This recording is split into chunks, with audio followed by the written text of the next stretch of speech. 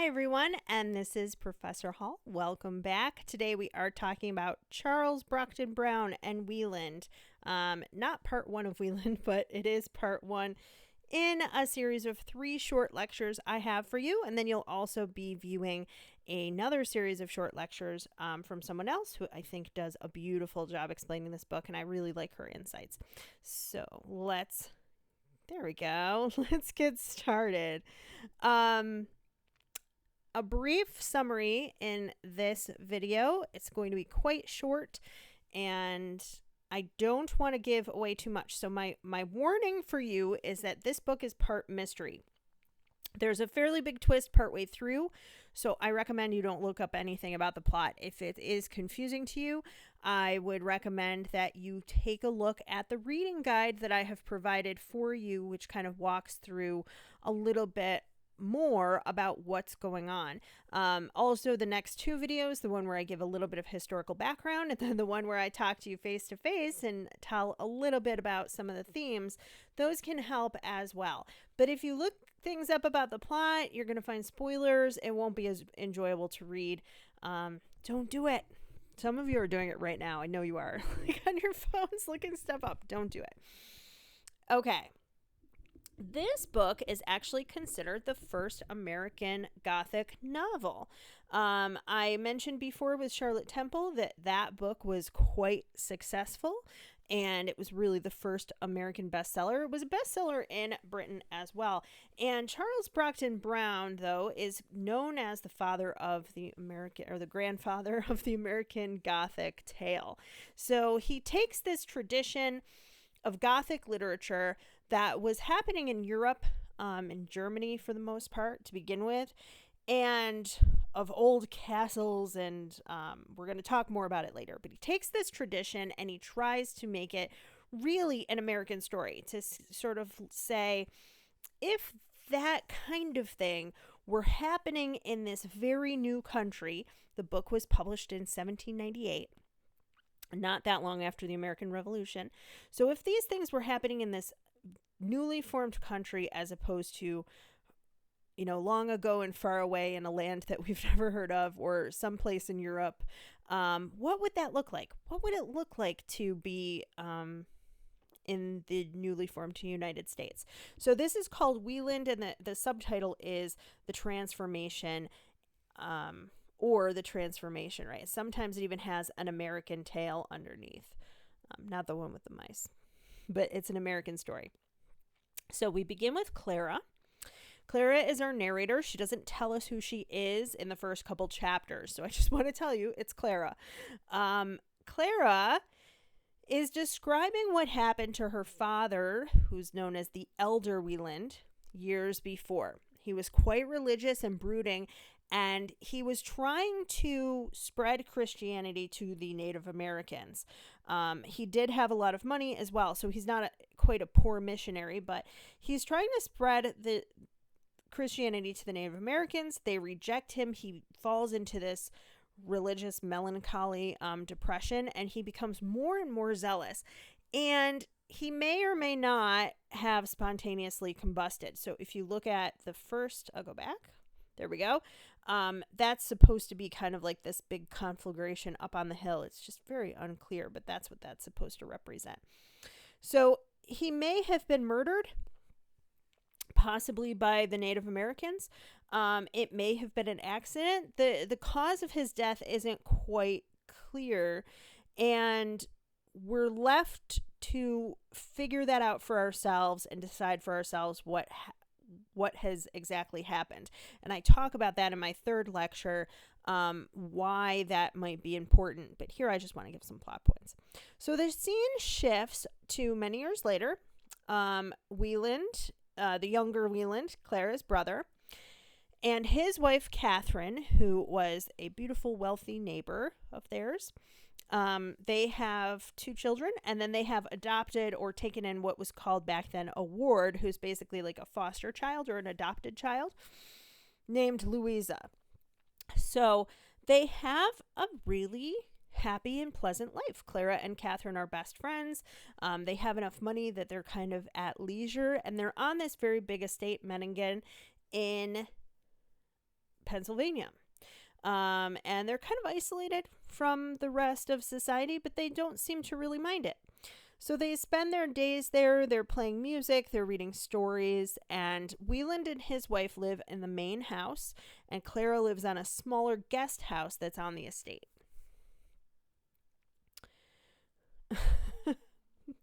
This book cover is so ridiculous, and in a way I like it, but I think that Charles Brockden Brown would probably be horrified to see it. It's a little bit lascivious, right? But it gives you the gothic mood of the tale, so I included it. So, in the midst of this, in the early chapters, Catherine's brother Henry Pleyel arrives. Now, they only call him by his last name, just like they call Theodore Wieland by his last name. So, Henry Pleyel arrives, and he is a pretty friendly addition to the group, but he does cause some tensions to come up. And the first one is that Clara really falls in love with him, and quite quickly. Now, you can imagine that basically he's the only guy besides her brother that she has an acquaintance with. But she really has, beginning with kind of a schoolgirl crush. She's a little bit older, and then we pass through 6 years. Her feelings have deepened, and she doesn't know how to tell him or if she should tell him, and she doesn't know whether he loves her back. So her love may be unrequited. It might be unreturned. And then Pleyel is a man of the Enlightenment. Now, I'm going to talk more about this in my other lecture, but he believes that knowledge is the key to life's problems. So if we have knowledge and we have good sense, then we can come to a better understanding, and we can have a better life, and we can create a good political system that'll help other people come to a better life. So reading things like Greek philosophy helps us to understand different political systems and ways of thinking, for example. In contrast, Wieland is a lot like his father. He has very strong religious convictions. Now, we know what happened to his father, right? Because of those convictions. So it's almost like the father there, the story in the first chapter is like a warning about what could possibly happen to Wieland if he continues down this path. But there are also flaws in Pleyel's arguments as well. So Charles Brockden Brown really is pulled between these two schools of thought. As you saw, the driving question for the class, the different literary movements and schools of thought, we see both of these in Pleyel and in Wieland. Still, the group seems to have harmony, even if it's a bit tenuous. Then, one day, Wieland hears a strange voice near his father's grave, and this incident sets off a series of events that change the happy lives of the family. More and more kind of mystical, supernatural, strange occurrences start taking place, kind of like you see in this picture, right? So the question then becomes, what exactly is going on? We hear Clara at one point thinks that she hears somebody calling to her. She goes to them. They have not been calling to her, or at least they say that they haven't. We hear bumps in the night. We don't know if it is something supernatural, if there's a ghost, if it's somehow maybe God involved, if there's a person. We don't really know what's going on, and the ghostly kind of events continue to take place. So at the same time as these strange occurrences are happening, Pleyel and Clara seem close to admitting their feelings for one another, but then Clara meets a foreign man named Carwin who sort of insinuates himself into their group, and it seems like he's maybe going to try to court Clara, and she almost seems sexually drawn to him in a way, as much as there would have been those descriptions for this time period. So tensions start to arise, and we boil over into a terrifying conclusion. I don't want to really give anything more away other than that. Look for the setup. How are things harmonious at the beginning? How do the strange occurrences, those supernatural things, How do they upset this very seemingly solid foundation that this family has created? How does the influence of Carwyn kind of throw the whole dynamic off? All of those kind of things. And then really what happens and why. So in the next lecture, I'm going to give a little bit of historical background. Before I do that, read-alikes, if you like this book, or if you at least like the Gothic themes, here are some other books you might also enjoy. Jane Eyre by Charlotte Bronte has a very similar setup. There is a young woman who has gone to work at a large estate, Thornfield, and there are strange noises in the night and possibly ghosts or possibly something else going on, and she's in a position to kind of figure it out. Now, there's a lot more to the book, but that's definitely a component of it.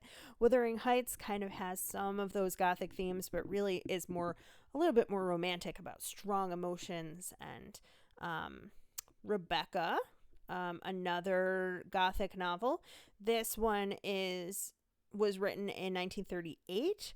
And again, some of the Gothic themes we're going to talk about: a strange large house, a heroine in distress, a young woman who feels like there may be the ghost of something haunting her.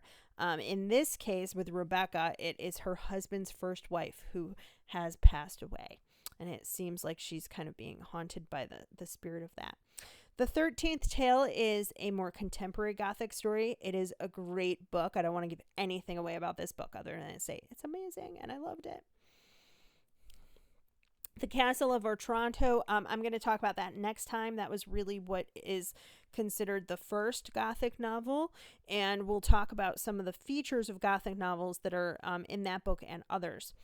Stephen King's The Shining might seem like a strange comparison to Wieland, but it is, again, about a family living in a large, in this case, it's a hotel, not an estate, but they're in a large building with a lot of grounds. They're isolated. Things start to happen, and it kind of unravels the entire family unit. And that's very similar to what's happening in Wieland. When things start to happen, when we have this foreign influence, as well as we have the supernatural events going on of voices and noises in the night, and the landscape kind of changing from happy to kind of gloomy and mysterious, everything starts to fall apart. And Northanger Abbey. Northanger Abbey is by Jane Austen, and it's actually making fun of the Gothic tradition. So it's kind of an interesting book that way. Some people can read it straight, and some people can read it for the parody that it was intended to be. And last but not least, Edgar Allan Poe. If you like this, I think you will probably like some of his work as well, or vice versa. You probably read his work or seen it, and you probably have not heard of this book, is my guess. But the book is great, and I hope you enjoyed. I can't wait to see your thoughts on it, and I'm really excited to go into my next lecture in a minute about the background and the author. Thanks, everybody.